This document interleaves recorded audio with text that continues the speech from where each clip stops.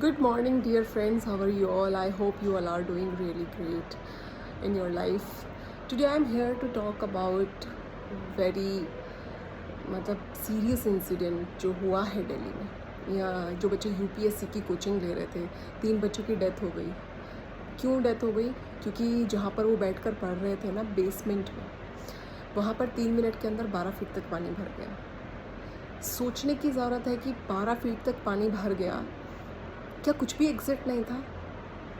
मतलब वो बच्चे निकल कर अपनी जान नहीं बचा सके। सोचो वो उनकी डेथ कितनी कितनी उन्होंने प्रॉब्लम में रहे होंगे वो उस टाइम पे, जिस टाइम पे ऐसा हुआ है उनके साथ। तो इस यही टॉपिक है आज। मैं इसी पे आप लोगों को एक तरह से हमें अवेयर होने की ज़रूरत है। हम अपने बच्चों को इतना पैसा लगा के बाहर भेजते हैं। मेरी बेटी तो अभी बहुत छोटी है, अभी उसका टाइम नहीं आया है, लेकिन कभी तो उसका टाइम आएगा कि उसको बाहर भेजना पड़े, हमें भी, कोचिंग के लिए, फर्दर स्टडीज़ के लिए, हायर एजुकेशन के लिए, कॉम्पिटिटिव एग्ज़ाम की प्रिपरेशन के लिए।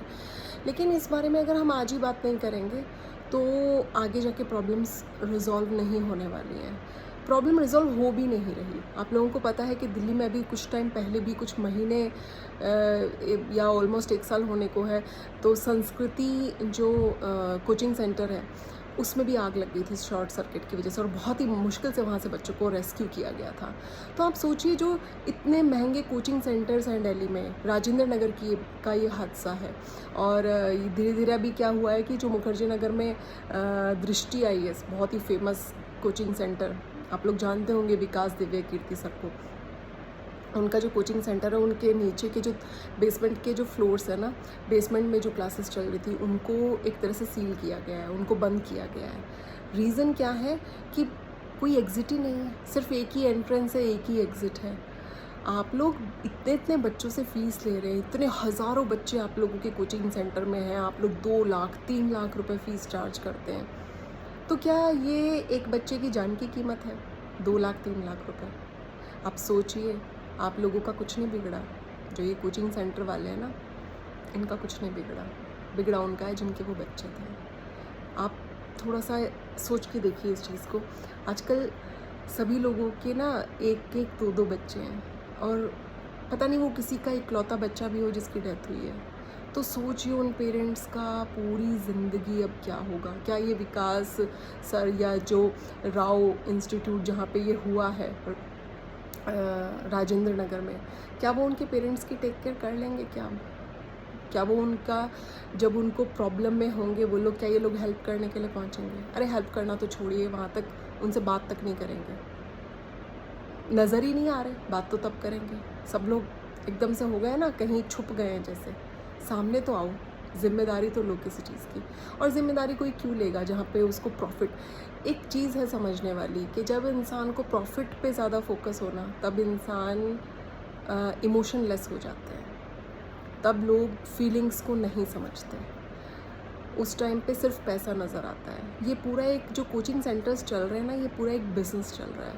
मुझे ये समझ नहीं आता क्यों ऐसा है कि बस दिल्ली में ही मतलब कोचिंग सेंटर्स की अवेलेबिलिटी है। आप लोगों के पास इतनी दूर दूर से बच्चे आते हैं, आप लोग इतना अर्न करते हैं, तो आप लोग अपनी कुछ ब्रांच भी ओपन कीजिए अलग अलग जगह पे, ताकि बच्चों को भी सेफ्टी हो, उनकी सेफ्टी मिले। अभी 2-2, ढाई-ढाई, 3-3 लाख रुपए लगा के बच्चे कोचिंग ले रहे हैं। ये तो सिर्फ कोचिंग का खर्चा है। उसके बाद बच्चे लाइब्रेरी ज्वाइन करते हैं पढ़ने के लिए, कि उनको एक शांत एनवायरनमेंट मिले थे जिससे वो अपनी स्टडी पे फोकस कर पाएँ। और फिर रहने का खर्चा, उनके खाने पीने का खर्चा। इतने गरीब गरीब बच्चे भी वहाँ जाके रहते हैं। जिनके पास पैसा है ठीक है, लेकिन बेशक से पैसा है, अब ये नहीं पता ना जो वहाँ फंसा था वो कौन था। वो गरीब बच्चा था, या वो किसी अमीर माँ बाप का बच्चा था, या वो मिडिल क्लास का बच्चा था। जान तो जान है, जान तो सबकी एक ही जैसी है, फिर चाहे वो गरीब हो, अमीर हो, या किसी भी फैमिली से बिलोंग करता हो, किसी भी कास्ट का हो, कुछ भी हो। ज़िंदगी तो सबकी वैल्यू उतनी ही है ना। ऐसा तो नहीं है कि अमीर लोगों के लिए ज़िंदगी की वैल्यू कुछ और है और गरीब के लिए कुछ है ही नहीं। तो इस चीज़ के बारे में हम लोगों को भी अवेयर होने की ज़रूरत है। मैं ये कहूँगी कि जब कभी आपके पास ये सिचुएशन आए कि आपको अपने बच्चे को बाहर भेजना है पढ़ने के लिए, प्लीज़ अपने बच्चों के साथ जाइए और एश्योर करवाइए और साफ बोलिए। नहीं है अगर आप लोगों के पास ऐसा सेफ्टी का आप पूरा ध्यान नहीं रखते हैं। जो रूल्स हैं आप अगर उनको फॉलो, क्योंकि ये रूल्स की अनदेखी हुई है। बहुत बार नोटिस गए हैं कि बहुत सारे एग्ज़िट होने चाहिए, बहुत सारे एंट्री गेट्स होने चाहिए, लेकिन बेसमेंट में बनाया है। अगर आपने एक एग्ज़िट बनाया तो थोड़ा और पैसा खर्च करके 2-3 एग्ज़िट बनाइए। तो मैं ये कहूँगी, जब भी आप कभी अपने बच्चों के एडमिशन के लिए इस तरह जाएँ तो प्लीज़ इस चीज़ पे भी ध्यान दें। जहाँ आप 2-3 लाख रुपए लगा रहे हैं ना, इस चीज़ के लिए बात करें, आवाज़ उठाएं कि हमारे बच्चों की सेफ्टी का क्या। हम जो अपने बच्चों को इतनी दूर भेज रहे हैं ना, हमने उन बच्चों को पाल पोस के इतना बड़ा किया है, इस लायक बनाया है। इसलिए थोड़ी ना लायक बनाया है कि बस 3 मिनट में सब चीज़ें ख़त्म हो गई। तो इस चीज़ पे अवेयर रहिए कि कभी भी जाइए आप भी उस चीज़ जगह को चेक कीजिए। और अगर नहीं है ना सेफ्टी, अगर सेफ्टी नहीं है तो मैं कहूँगी यही, आप अपने बच्चों को अपने साथ ले आइए।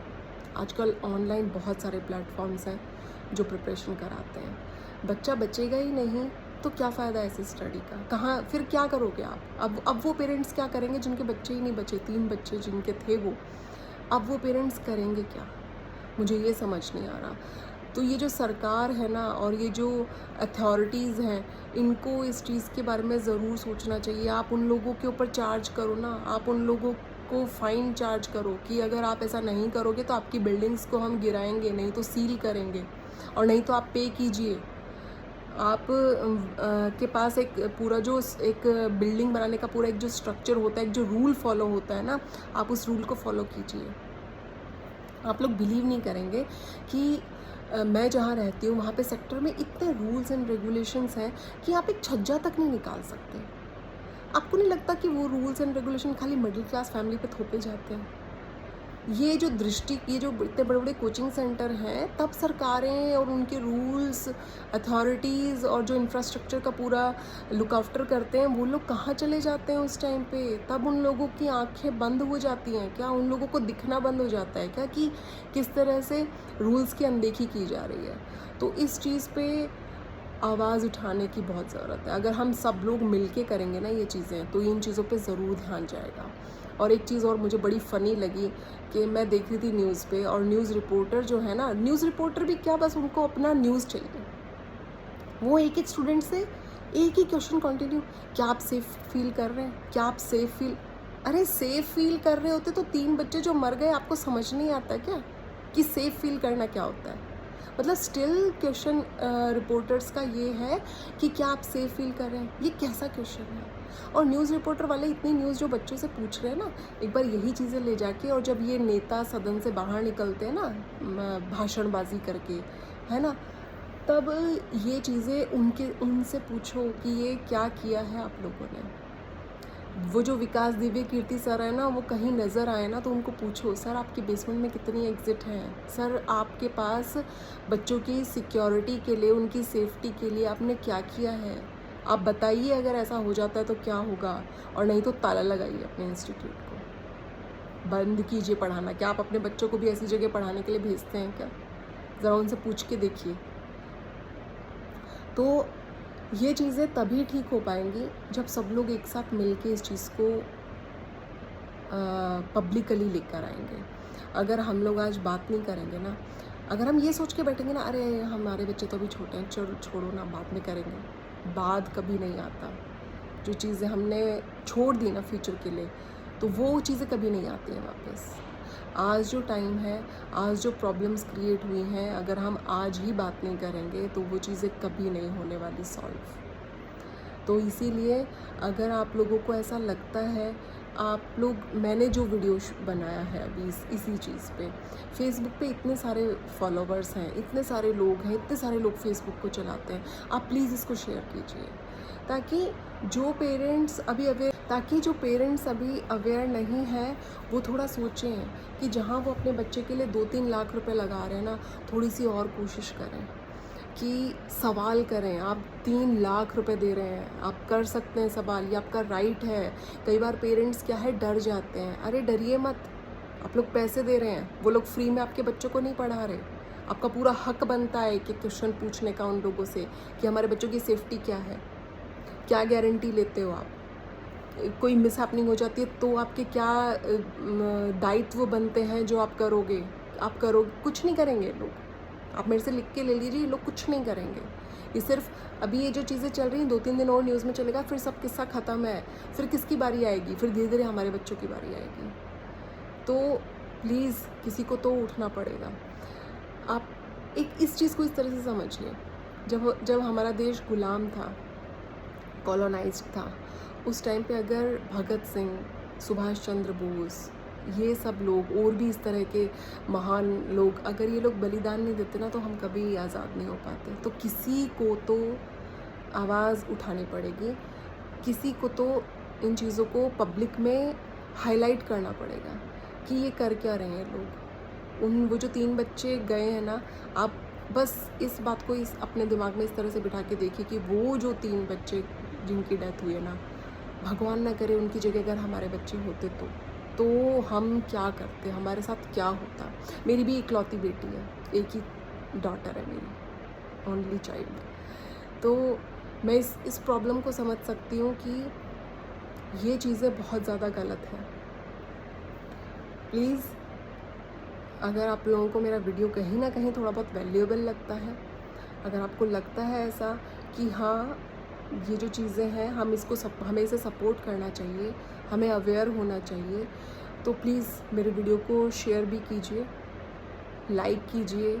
ज़्यादा से ज़्यादा आप अपने फ्रेंड्स को, आप मेरे वीडियो को छोड़िए, आप अपने फ्रेंड्स से इस बारे में बात कीजिए। आपके जो भी आपके रिलेटिव्स हैं उनको बताइए ये चीज़ें कि प्लीज़ जब भी आप अपने बच्चों के एडमिशन के लिए जाएँ, एक एक क्वेश्चन पूछें, एक एक चीज़ें कंफर्म करें, उनकी सिक्योरिटी, बच्चों का ध्यान रखें। आप अपने बच्चों को कितने अच्छे से पालते हैं ना, कितनी मेहनत से। आप लोग अपना ध्यान नहीं देते हैं लेकिन अपने बच्चों पे पूरा ध्यान देते हैं, तो उन्हीं बच्चों की फ्यूचर की बात है। तो प्लीज़ इस पे ध्यान दीजिए, और ये जो भी हुआ है ये फ्यूचर में नहीं होना चाहिए दोबारा से। हम सब लोग अगर एक साथ रहेंगे ना, एक साथ मिलकर अगर आवाज़ उठाएंगे तो हमारी आवाज़ दूर तक ज़रूर जाएगी। और क्या पता इस पर कोई एक्शन हो, और होना चाहिए। ये लोग कोई ऐसा नहीं है कि बहुत पावरफुल लोग हैं, हम ही लोगों ने इन्हें बनाया है। हमने अगर अपने बच्चों को इन कोचिंग सेंटर्स में भेजना बंद कर दिया ना, तो इन लोगों को रोड पे आते हुए भी टाइम नहीं लगेगा। इसीलिए बोल रही हूँ, हम लोग ज़्यादा पावरफुल हैं। आप सोच के देखिए, हम लोग ज़्यादा पावरफुल हैं। हम जो कर सकते हैं वो ये अकेले लोग नहीं कर सकते अगर हम सब मिल जाएं तो। प्रॉब्लम ये है कि लोग अवेयर नहीं है, लोग एकजुट नहीं होते। लोग ये सोचते हैं अरे छोड़ो ना, कौन सा हमारे बच्चे थे। वो चीज़ मत सोचिए, ये सोच के चलिए कि कल को आपके बच्चे भी उस जगह पर हो सकते हैं। वही मुखर्जी नगर, वही राजेंद्र नगर, वही दिल्ली, कल को 12th के बाद आपके बच्चे भी वहाँ तक पहुँचने वाले हैं। तो आज ही अगर हम बात करेंगे ना, तो हो सकता है आने वाले टाइम में उन बच्चों को एक सेफ्टी वाला माहौल, एक अच्छा एनवायरनमेंट मिल सकेगा। Thank you.